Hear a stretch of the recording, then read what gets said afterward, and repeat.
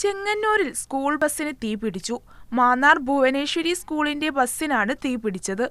പുക ഉയർന്നതോടെ ഡ്രൈവർ വാഹനം നിർത്തി കുട്ടികളെ പുറത്തെത്തിച്ചതുകൊണ്ടാണ് വലിയ അപകടം ഒഴിവായത്.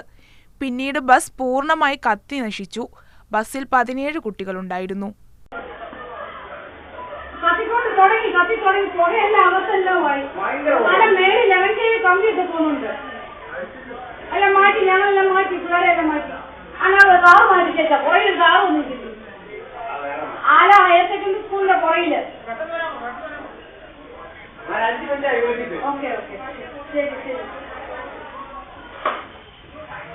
സന്തോഷം ആ കാറ് മാറാൻ